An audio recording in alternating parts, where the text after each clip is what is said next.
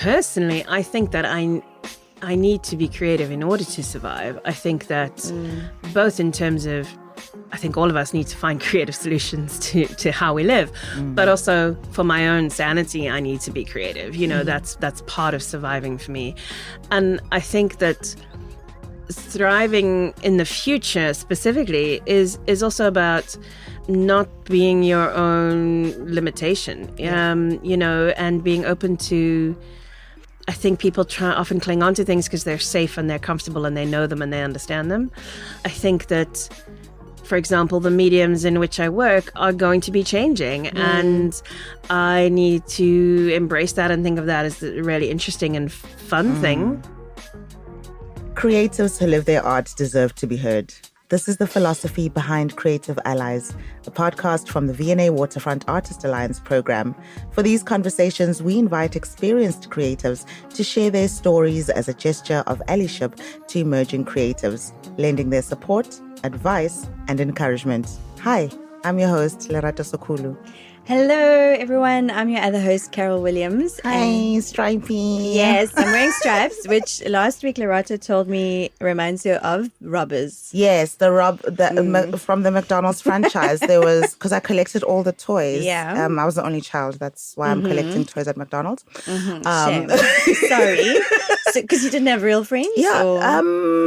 They were your friends. They were real. Exactly. Okay. Exactly. Got you. The characters rob the banker, I think, because he only robs banks.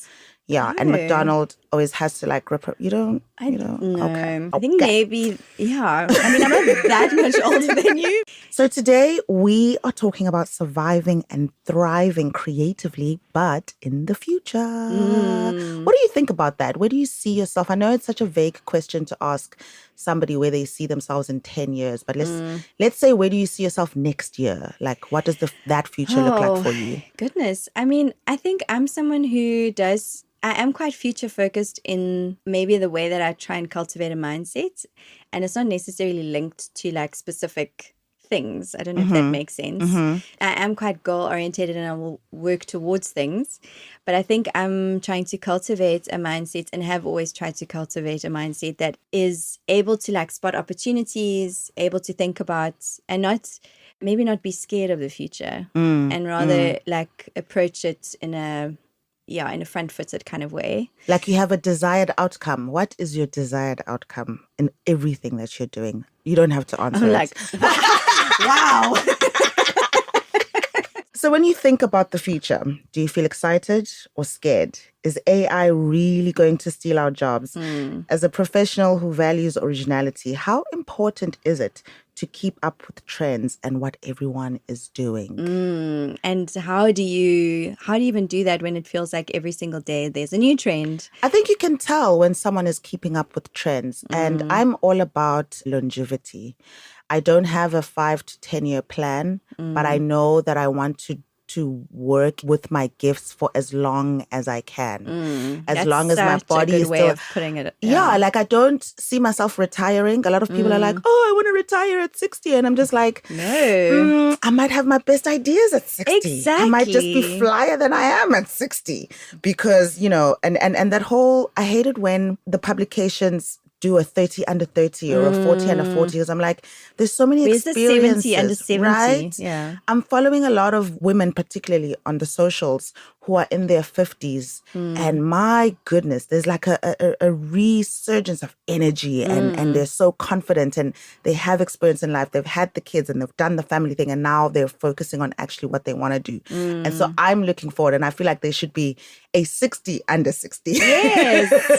I mean, it's so, I think what you're saying is so true. And how do you cultivate a mindset and how do you position yourself in a way where you actually see your life in that view as a long-term thing and invest in yourself and invest in your gifts, like you say. Yeah. And what skills are we going to need in 5 to 10 to 20 years' time to stay employable or self-employable? To help us look into this crystal ball, we've invited writer and producer Karen Jeynes and creative director and entrepreneur Erin-Lee Petersen to share their thoughts, dreams, and plans. Karen, you're a scriptwriter, book author, director, and producer. You've worked extensively as a writer and director for stage and screen for the likes of comedy series, The Morning After, for example, the drama series Recipes for Love and Murder. Your LinkedIn profile says head writer and producer at Both Worlds Pictures, but you also lecture and run workshops in writing and humor. Thank you so much for joining us today, Karen. Thank you so much for having me here. I loved Recipes for Love and Murder, but we'll get into that. Thank you. I can't believe that. Erin-Lee, you're co-founder and creative director at Research Unit. This brand, which you run with your partner and husband, designs handcrafted and sustainable luxury apparel. Yes. But you're also a journalist and a former radio presenter. In 2024, Research Unit overflowed out of its store at the V&A's very own Watershed and opened an outlet in Bree Street. We're so excited to have you. Oh, thank you. I'm so excited to be here. And let me tell you something. Erin is looking fabulous. You look like a designer. I don't know. There's just something, the way you've structured your outfit. She's in all black, power. Always. But there's so many different textures and lengths, and I'm just so excited to get into that journey. I mean, with it you. is layering. It's winter, so yes. Yeah. I have to. I mean, the mesh it can't cater for this weather. So I was wondering, but I just didn't want to ask like that. I was like, are you warm? No, I'm very warm. I've got super Okay. Yeah. Okay. Yeah, But layers. thanks. Layers. The older women in my community always used to tell us growing up that you need to suffer for your beauty. Yes, Oh. same. Do you I believe also that? got that. Do you My believe it sister though? used to brush my hair, and it was bad. And And then she used to be like, yeah. "You have to suffer for beauty," and I'd be like, "What is that even got to do with it? Like you brushing my face, not my hair." Let us kick it off with your early careers. Karen, your first qualification was a BA in English and drama. What was your first job after that, and how did you get to study that degree? Because we've noticed with our other guests that you realize your passions at a very young age, most of us. And then when you get to matric or, finish high school, you venture out and start doing your passions. How did that work out for you? Yeah, absolutely. I will go on record as saying I did not complete that BA. I had a child, which was not planned. And that child at 5 weeks old was on the floor in a little basket in the corner of a writing room. So, yeah, I became very passionate about theatre, about writing.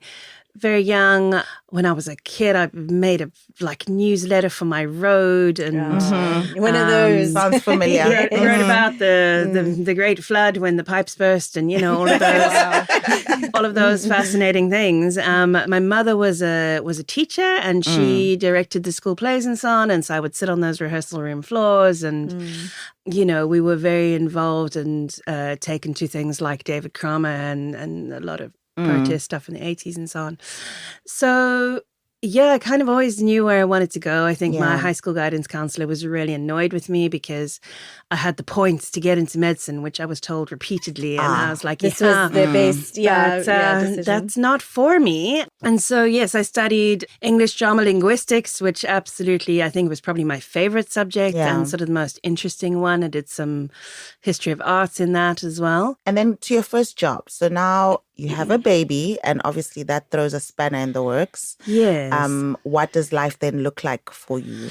Yes. I mean, I'd kind of been, again, while I was studying, I was doing all sorts of bits and pieces. Yeah. I staged a play of mine when I was 19, just because I felt like I needed to.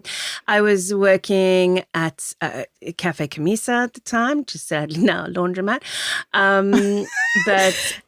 Sorry, you are funny. You are. I'm just like, I know you throw exaggerations, but I'm like, I can tell you're into comedy and you write. Well, I mean, there's been many occasions when I've been paid to be funny. So Okay. sometimes it's a contractual obligation.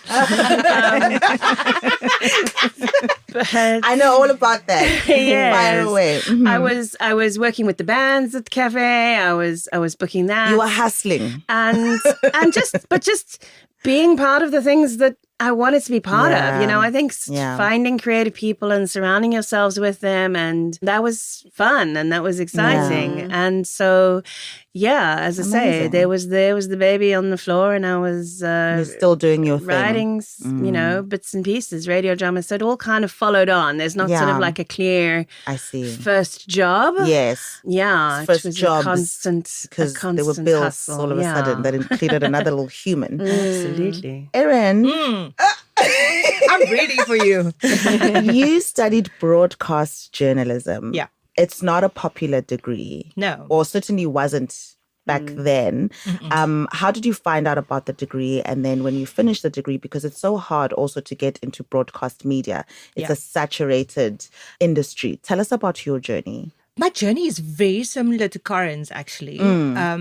At the end of matric, I had the ability, I was really good at English as well, but also I had music. So I played violin, piano. For me, it was quite an intrinsical part of who I was. The music, the producing, how things work together, how sound works together. It was quite important for me to kind of get into how that worked. I wanted to study, initially I wanted to do music, but I was like, is there money in that? Yeah. It was always, not that money was, but it's important for it's independence. important. Yeah, Yes. I was always this person. And I was like, I don't know if there's any money in that, unless I go and be a conductor in Austria somewhere, or play violin in Austria. So I took a little gap year. And then I decided I'm going to go and travel, but I didn't go and travel because I didn't have enough money. So I worked. Reality hits you, bam. I worked. And Dream reality. I actually started working at 14, but at a burger shop. And I kept on working all the time since I was 14. Yeah. Don't ask me how. My sister was 6 It was years legal older back than me. then. There weren't child rights. I didn't know it was legal, but I looked pretty. acceptable. I was tall, so I looked pretty fine. I looked like 16, so it was okay. And my sister worked there as well, and she's 6 years older than me, so she was already 20. So she's like, "Oh, it's fine. We look the same. Don't worry." Yeah. And then I kept working, and I ended up working at a shoe store, and that was my first take into retail specifically. But then I decided I'm going to travel, but then I didn't travel. So I worked in retail for a while. And then I decided the place that I worked for, there was a lot of there was a hairdresser next door, and a lot of ETV people were coming in there. Yes. So this was for me, I was 18 years old. I was like, maybe I should study journalism. Maybe I want to be on TV. Maybe I want to be famous. Maybe, when you're 18, that's how you make world is sense your of the oyster. world. yeah, you kind of maybe that's what I should do. So I applied and I got into it. Well, initially it's just called journalism. It's never, you major afterwards. Yes. You kind of go into, so you do news writing, which I was awful at. I don't know, my writing skills were amazing, but not news for writing, news. news writing was different. Yeah. And then I studied a little bit, kept on working in retail. And then I got this internship through Prime Media Broadcasting, of which I hounded the editor at the time. I can't exactly remember what her name was. Yeah. Because I'm bad with names. Coming from a journalism point of view, I'm still bad with names, which is the reason why I don't normally do on the that anymore. teleprompter. Yes, exactly. Imagine. And I hunted down this editor at Prime Media Broadcasting in the newsroom, and she said, "You know what? I don't really have anything for you They right never now." have anything. I eventually got hold of Yeah. her. She said, "I do have this boot camp happening. It'll happen over the weekends. It's a news boot camp. It's a whole lot of journalism students that can come in and write news." And that was the first step, the step in at the door. And I did that boot camp for 6 weeks on the weekends, besides working. Yes. And I think, that's how I sort Got got into it. It was fun. I realized that I wasn't really good at writing it or going out into the field, but I loved reading it. I loved the expression that I could make. I loved being in front of the mic. Yeah. So I was like, I could do this. I was quite confident. Growing up, I was always singing in front of the mic, always. Yeah. I was always confident enough to stand on the stage. So I was like, I can do this. So that's what kind of brought me to that point. Yeah, I hear you. What I'm getting, Carol, Yes, I'm here. from both our guests today is that once you find your passion or the creative industry that you want to go into, you have to cultivate community. You have to put yourself in spaces where other people have a common goal or are doing the same thing, not only to broaden your mind, but that's actually how you then land your first job, is by saying, hey, I want to do this. And the hounding. Yeah. Totally get you. I am yet to meet a creative that says, oh, I just knocked once and they said, yes, come in. Immediately. They said no many times. You have to fight for your spot. You have to fight for your spot. And talent is like 50% of what you need to like get in, but the rest is just really hounding. Perseverance, and like resilience and being rejected. And Karen, take us through some of the main challenges now that you are a working young mother. You know, obviously when you're faced with having a baby, there's a lot of expectations, even more so from the world, about you're going to have a regular job and a regular salary, and this would obviously be the sensible thing to do. This is responsible, And there's a number of opportunities. That whole thing of chasing things when you're a young creative is going, I can be available for 6 weeks. I can do that thing. I can do that thing. And there's a lot of that I couldn't do, you know, and I couldn't say yes to. One of the things that was really important to me at that time, which I was incredibly lucky in, is when I had been at drama school, I was the one going, I'll do your lights, I'll do your sound for you. I'll be the stage manager. And the lovely man who'd been running the theatre at UCT moved to the Baxter and gave me jobs there as a stage manager. Nice. Because he knew me and he knew my hustle. Like if he just looked at me on paper, it would have not been that. But he'd seen me do that.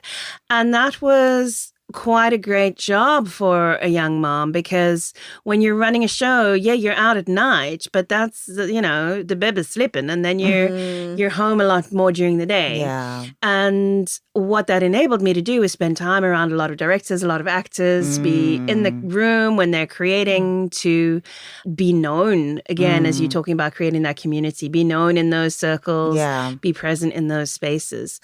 But yes, I continue to hustle, to go, I'm going to create, I'm going to do, I'm going to be these things. And I think my kids throughout, and another one came along a little bit later, have always been also a great reason for me is I kind of make a lot of decisions in my life about going, how can I justify these to my children one day? It's everything. It's like, how am I voting in this election? How am I? And I'm making these choices because, I can say to them, that year might have been a little tricky, but that's when I put on this play that was really a big deal for me and really helped me. And I have to be my best self in order to show up for you. So my partner's grandmother used to tell them when they were younger, or rather ask them, what did you do today to justify your existence? Oof. Wowzers. And they all turned out to be very serious people. And so every day you've got to justify, why am I here on earth? So those were the challenges. What were the joys? Now that you're in this world, you've created this community, you're working hard and you're, creating, because I think it's such a privilege also to be a young creative and actually create your own work at the same time while working under somebody. What were some of the joys? Absolutely. I mean, there's always something incredible about, I work now mostly in TV because we live in a capitalist economy.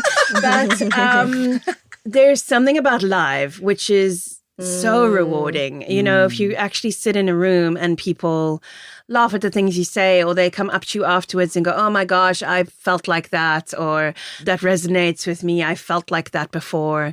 That's one of the most rewarding things, I think, as a human being, is to go, we created. And alongside that, I also played the violin.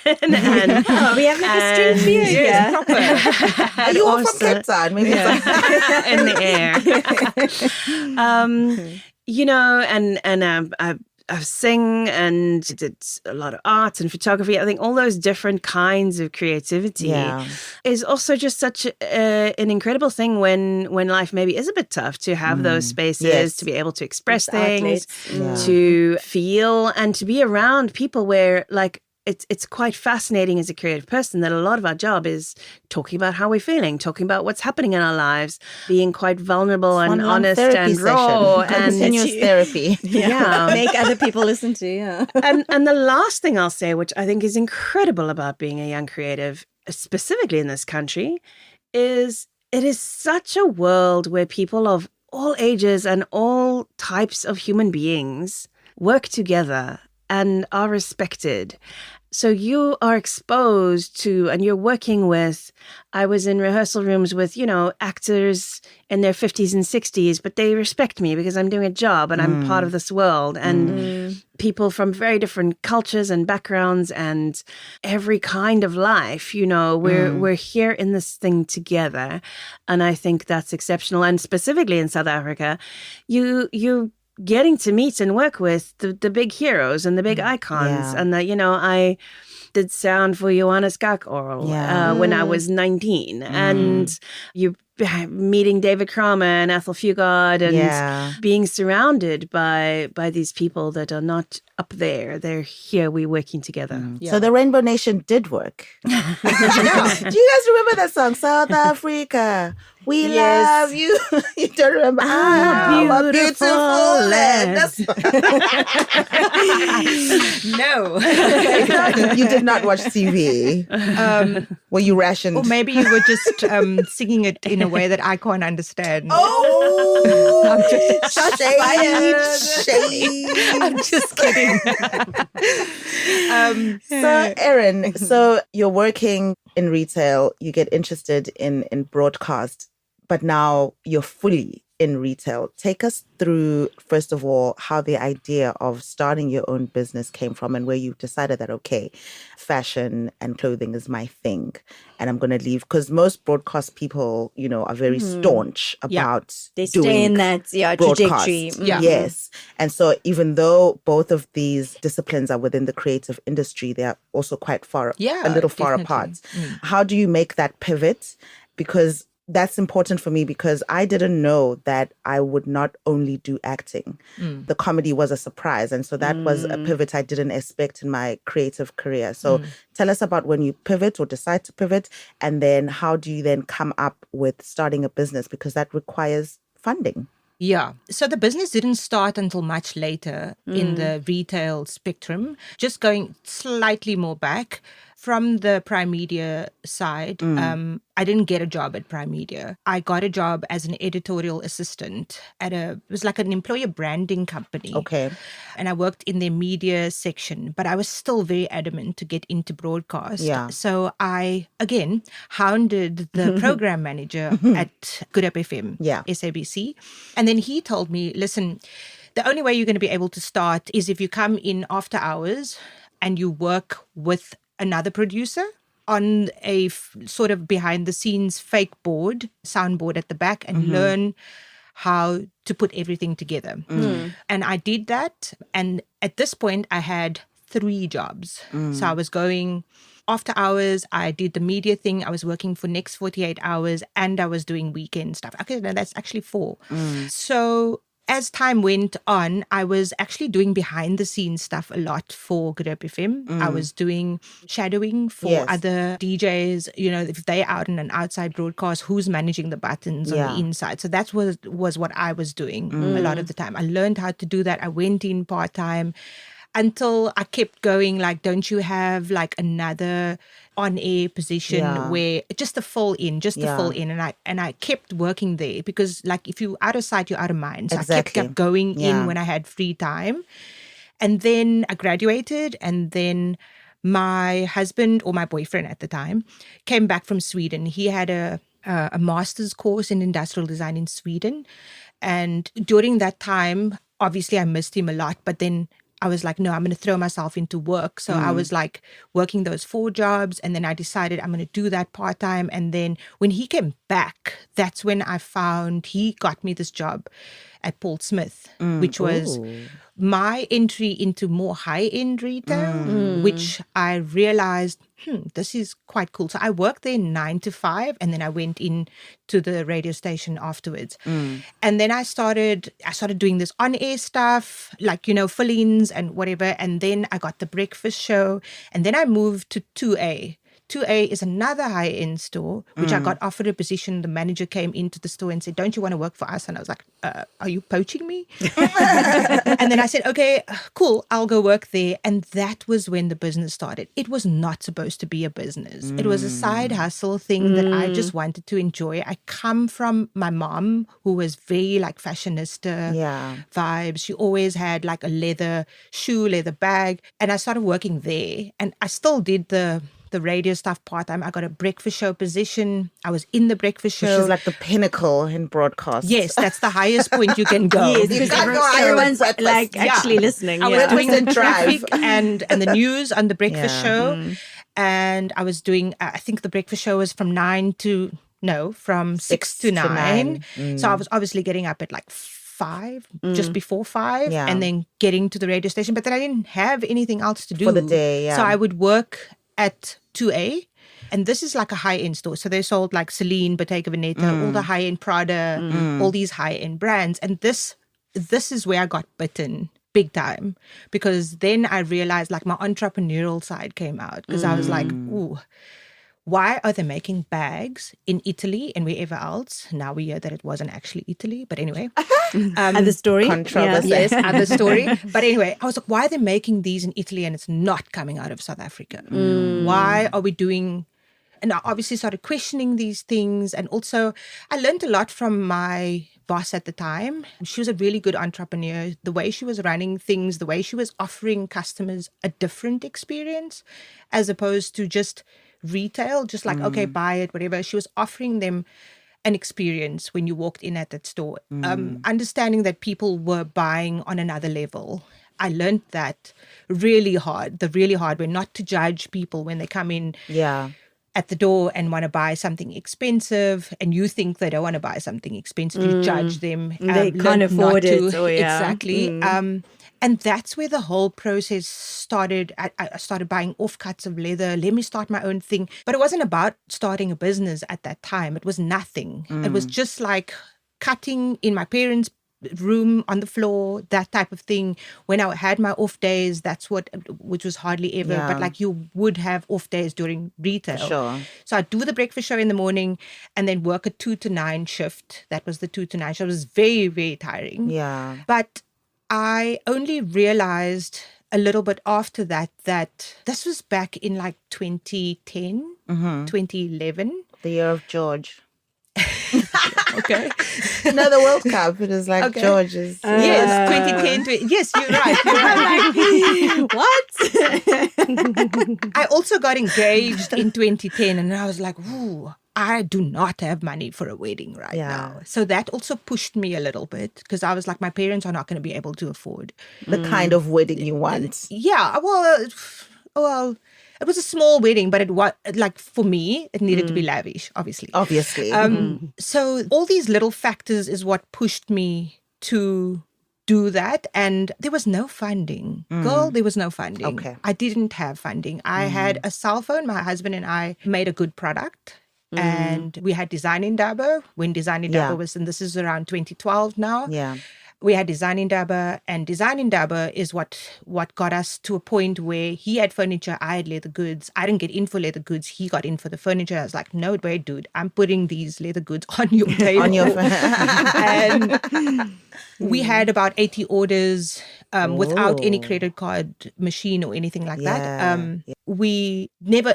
at that point, didn't think yet that it was a business. It was only when we got in at the biscuit mill and the markets and whatever, we were like, okay, this is... maybe something is going on here. Yes, I was still working on radio at that point. I was still doing what I was doing, freelance, radio, breakfast show, voiceovers, all of the stuff. And then in 2016, that was when I decided to leave. But only because of my energy levels. I was highly strung every day, waking up super early, going to bed super late, and then just like not. You can only do that for so long. Hey? No, exactly. Yeah. Your body starts to deteriorate, and you can feel.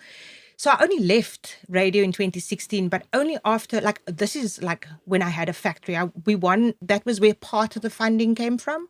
We applied for the SAB Kickstart Award in 2012, 2013, after we just got married, which we, again, were broke. after we got married. So we were like, okay, we're really struggling now. And then he decided he's going to give up his job. I was like, what? Like, why would you do that? And he was like, because I'm going to go to Joburg and do this micro MBA course that SAB wants me to do. And we are going to win this competition. And I was like, okay. Wow. And then what must we do with the money? Where's no money? Yeah.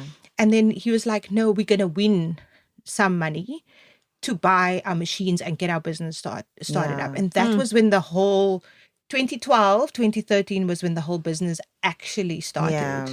It's so amazing to hear these kind of stories, because what it tells me also is that when you are entering the creative industry, you need to take risks. Yeah. You won't propel yourself It's not going to further be a away. comfortable journey. Yes. Yeah. It's certainly, well, nothing in life is comfortable, but specifically in creativity, like you have to take the kind of risk where someone else will look at you and go, are you crazy? Are you crazy? And you're like, actually, yes, I am. And that's why I'm still going to make this choice. Wow. What a story. Karen, you're also busy. I try. You are very busy. So you've been on the board of the International Centre for Women Playwrights, and you were on the board of the Writers Guild of South Africa. What about these sorts of organizations are valuable to you? I mean, it's so much, again, about networking and connecting. Yeah, the International Centre for Women Playwrights is a really fascinating organization.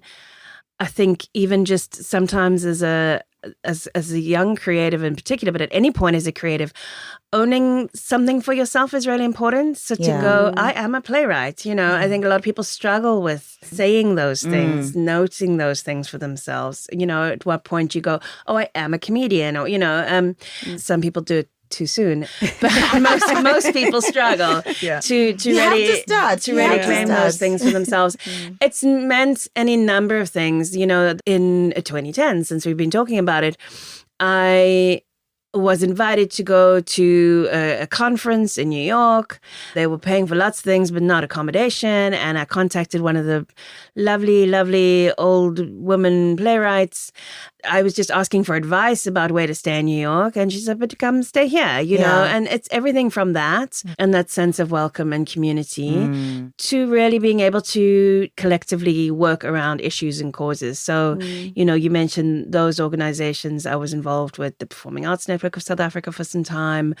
I last year co-founded the Disabled Audiovisual Workers Network. Yes. With the Philharmonia Choir. I think, so many other careers, you maybe have a lot of colleagues, you maybe have a lot of people naturally in business with you, mentors, whatever else. In the creative industries, we often have to find our colleagues, I think especially as a writer, like that's often the loneliest career path. And so I think there's an inclination to find that. And as I say, both it benefits you to be part of a network, and a lot of them are women focused. I'm also with Sisters working in film and television. There's definitely always been a particular space where women need to collaborate, connect, and work together and be active in these spaces. How important is it for you to keep up with trends and news and popular discourse? Because like you just said, writing is, lonely, but there are so many writers. And I've noticed on television or, on streaming platforms, there'll be seasonal themes where suddenly everything you watch is about guns and murder and drugs. And then, one time it will be, a different subject matter. Tell us a little bit more about your process. How do you come up with the themes that you tackle in your writing?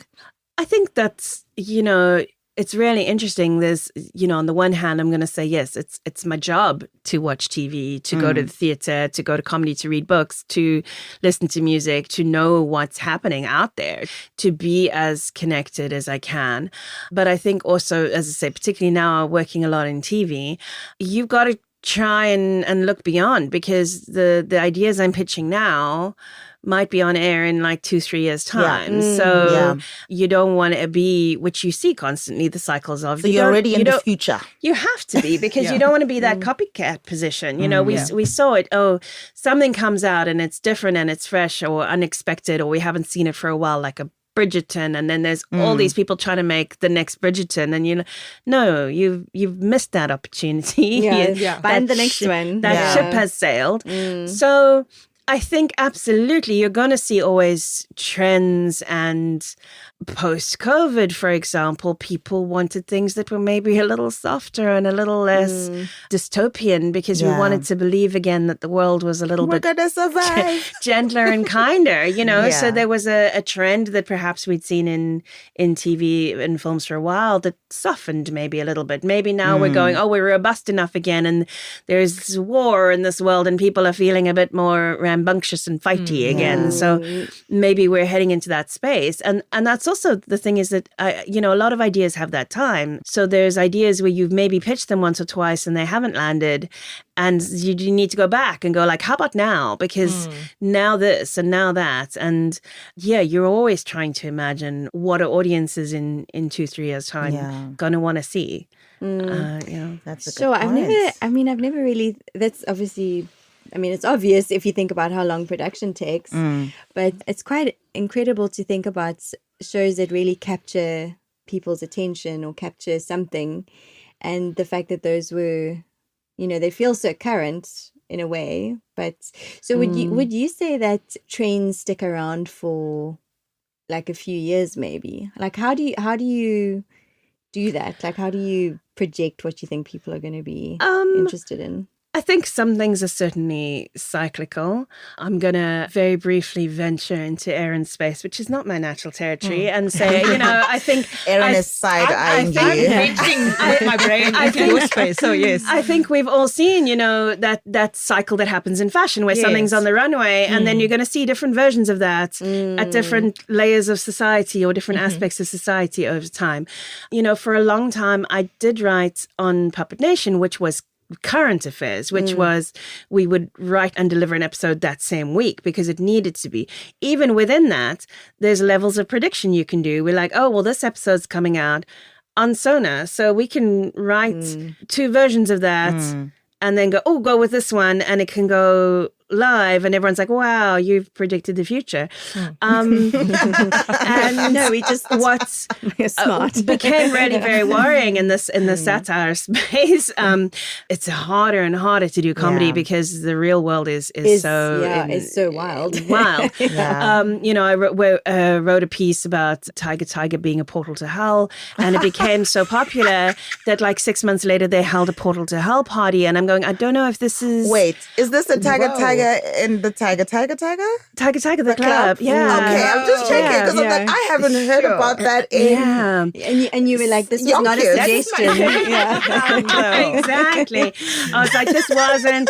But there's also, I wrote a satirical piece about maybe 10 years ago, Cape Town voted best Cape Town in the world. And that's still funny. Like that still gets circulated every couple of years, So there's certain things that are just very human that are always going to be there. But I think, you can look ahead and go, okay, whatever the buzzword is, or AI stuff or environmental stuff, or there's so many things where we know we're still going to be talking about those in 2 years' time. And there's smaller things you can tweak closer to the time. But I think those sort of big questions or those big ideas. This is all feeling like astrology to me, the cycles of the moon. And the moon is here, and now we're going here. But I totally get you. Speaking about the future and AI, Erin, there's a lot of innovation in the research unit. Firstly, tell us about that process on why the research unit is unique to any other brand. And how do you feel about the presence of AI coming into the industry? Are you positive about it? Do you work with it? Do you feel that it might, hinder your future going forward?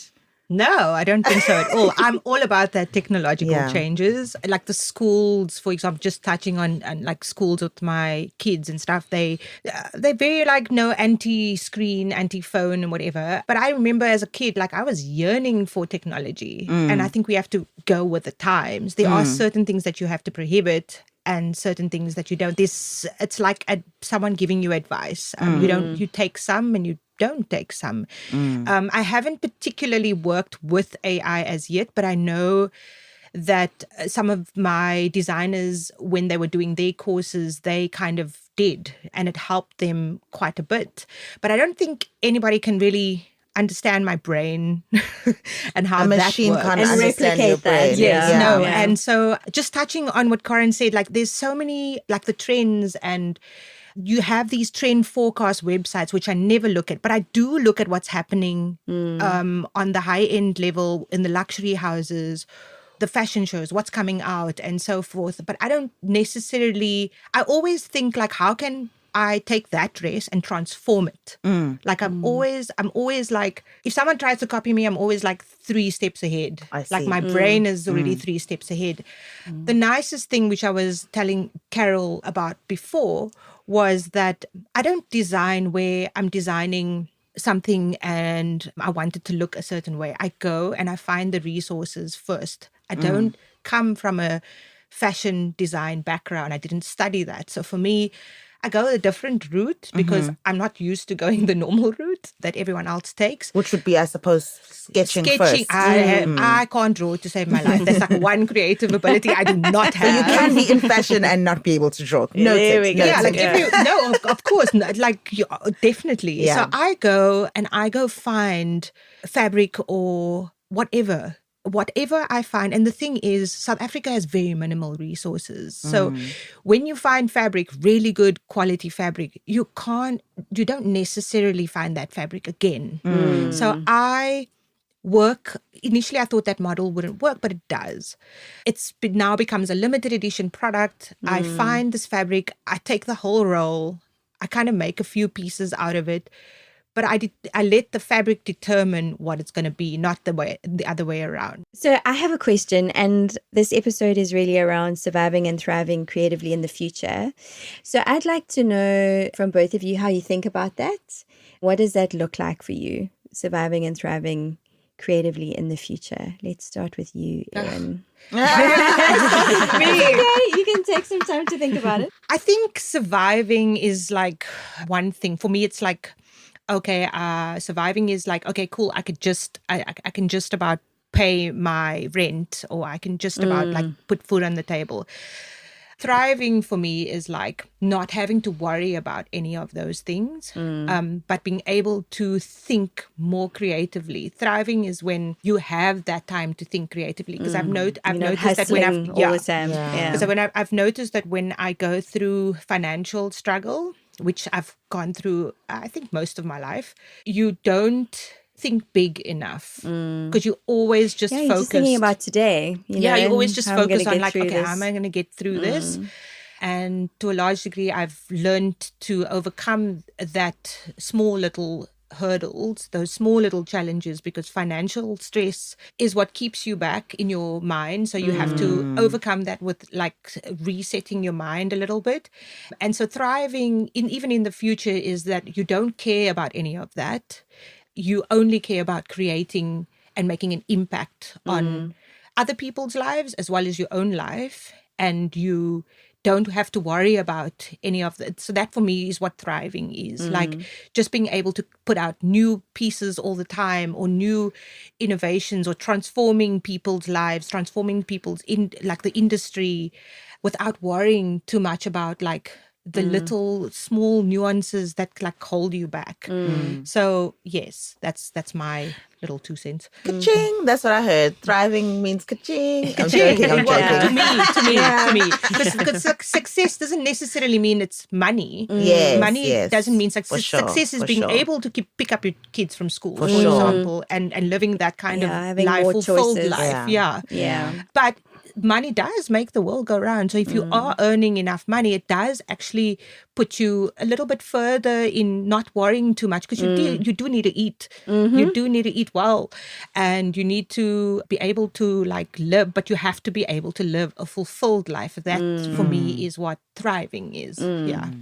That's a great answer. Thank you. And what about you, Karen? Any thoughts on that? Yeah, absolutely. I think that, like, personally, I think that I need to be creative in order to survive. I think that both in terms of, I think all of us need to find creative solutions to how we live. But also for my own sanity, I need to be creative. That's part of surviving for me. And I think that thriving in the future specifically is also about not being your own limitation and being open to, I think people often cling on to things because they're safe and they're comfortable and they know them and they understand them. I think that, for example, the mediums in which I work are going to be changing, and I need to embrace that and think of that as a really interesting and fun thing. And I do believe that, all the others, they're still going to be there. They're just going to be different.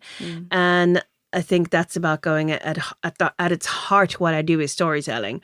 The medium might be different, but that's okay. That's not really relevant. That's so having that constant curiosity. I heard such a fantastic conversation recently. We're talking about, two of the most important things for creativity is curiosity and being willing to make mistakes and being willing to fail and figure stuff out and try again and keep going. And I think just keeping those attributes alive is how we're going to keep thriving in the future. We can't project ourselves there.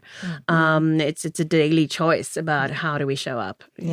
That's so good. I think what I'm hearing there, which is great, is like we actually don't have a crystal ball, to go back to the beginning of the conversation. We actually don't know. There are ways that we can maybe make some educated guesses about what the future might look like. But I think cultivating the mindsets and the way that we think about life and about our creativity right now is what actually, like you say, storytelling might look different in the future, but the medium of it might look different, but the actual skill set is the same.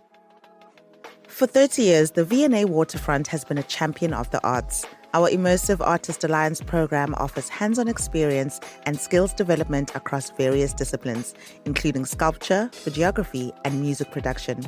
Exclusive networking events and creativity workshops also provide more opportunities for artists to connect, collaborate, and showcase their work. Sound like your kind of thing? Apply to join our vibrant community at the link in the show notes and join our WhatsApp community. We'd love to welcome you. So you will have heard at the end of some of our episodes that we ask you to like and subscribe. The reason that we're doing that is because we would love you to be part of our growing Creative Allies community.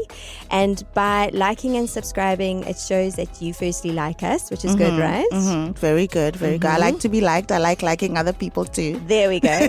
And it also means that any new episodes or any new snippets will download to your phone immediately. So go on and hit that subscribe button. Like, follow, share, subscribe, everything. So as part of every episode, we have a question from our Artist Alliance community. And let's just do a quick fire round from both of you. The question is, what current disruption is particularly exciting to you at the moment? Please start with Karen. Okay. Let's start with Karen. I'm loving the way that gaming and television are interacting with each other. Okay. And we're seeing people like Black Mirror, but other people play with the idea of how can we bring these forms together? How can people be more actively involved in the watching and impact on what they are watching? Interesting. Very cool. That's amazing. I was hoping that I'd find my answer while she was answering. I'm joking. I thought about this. I love how South Africa, especially obviously in my industry, the South African designers are taking their place in the rest of the world, designing to the level of international standard of what is required. And I like how the confidence of South African designers are now being pushed forward more and more often. Not even South African designers or in my fashion industry, but the sporting, a lot of other industries, film, TV, and how we are taking the stand. And it's really disrupting the rest of the world because they are realizing, oh, this is Africa? Is this Africa? Is this what are they able to do that? Like it's because a lot of people internationally don't know what Africa is capable of. So yes, I think that's a one huge narrative disruption. about Exactly. Yeah. It's a huge disruption and it's really nice to see. And we are just taking this next level to, another just a next level like thinking of innovation and transforming the industry, which is exactly what we are trying to do as a brand. But a lot of other designers are also starting to do that. Own. We're not, yes, and it's wonderful to see. And you shouldn't be like upset about what other designers are doing. You should. We all are proudly exactly. We all are proudly South African, exactly. So I feel like it's disrupting the industry. Like people are going, oh wow, and that is so tremendously amazing for me to see. Yeah. You know, there are so many surprising things that have come out of both of your lives. So imagine yourself back then. What advice do you think younger Karen or younger Erin would have loved to hear about the future? We'll start with Karen. Well, as I say, mine is not really for me, because I think my issue with sitting with this question was I'm quite a firm believer that like whatever did happen was the thing that needed to happen, because otherwise I wouldn't have been here now. And my reality when I was 19 is very different to the reality of someone who's 19 now. So I rather went, who's that 19-year-old now? And what would I say to them? I think that's just kind of where I kept my mind to it. And so here we go. Be unafraid.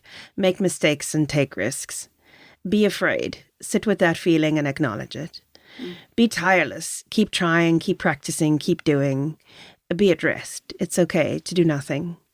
Be loud. Take up space. Make yourself heard. And be soft. Sometimes when you whisper, people strain to hear it. Be unexpected. Be a chameleon. Try different things. Be a writer, an artist, a musician, a designer. Be specifically you. Don't try to copy, imitate, or stay in a lane someone else has created for you. Be and do, and you are enough. Wow. Jeez, I didn't write all of that. Beautiful. That's amazing. That is amazing. Be afraid. Is that what you took out of it. But in a positive way, because when you stop being afraid, then you don't care. Yes, you become apathetic. It's like you're kind of not in denial about you actually feel your feelings and you don't die, and it's actually going to be okay. Absolutely. And I think if we create something and we're not worried about how people are going to respond to it, then we haven't put enough of ourselves into it. Yes. That's what I believe. That's so good. Are you ready for me? Yes, we are ready. It's not as long as Karen. That's fine. Okay. This is not a competition. You can tell Erin's very competitive. Yeah, exactly. I'm fully competitive. No, but it's not about that. No, it's not about that at all. So mine says, learn to listen. Know that the drive and determination you have now will serve you well in the future. Be patient. It's never going to be perfect, but you'll get pretty close one day. Don't take everything personally. The girls who couldn't stand you will be long forgotten once you focus on yourself and not worry so much about what others think. They don't understand your trajectory. So good. That is it. Thank you so much for joining us on Creative Allies and sharing your insights, because there's a younger Karen coming. There's a younger Erin who, is uncertain of the journey that they're taking, especially in this world that we live in. So for you to share this time and be generous with your advice is something we really, really appreciate. Thank you so much. Thank you. It's a pleasure. Have a great day further. If you enjoyed this episode of Creative Allies, be sure to listen to our other episodes in this series. We speak with more inspiring guests about their career journeys and challenges and give you valuable and practical advice. Listen for tips on how to foster an entrepreneurial mindset, manage multiple income streams, and how to find a community of like-minded creatives. Please hit that subscribe button whenever you're listening to this. It helps us keep doing what we're doing. Maybe you'd even like to share this episode with a friend. Remember, you can join our WhatsApp channel or find out more about Artist Alliance on our website. Both links are in the show notes. You can also subscribe to the Artist Alliance newsletter to get the latest news. Thanks for listening. We look forward to next time. Goodbye. Goodbye. The V&A Waterfront Artist Alliance program created this series in partnership with Two Stories. Podcast production by Carol Williams with audio editing and engineering by Rebecca Van Sale and script writing by Linda Scarborough. The music for the series is composed by Jude Brown, and episodes are recorded at Sonic Nursery Sound Studios in Cape Town.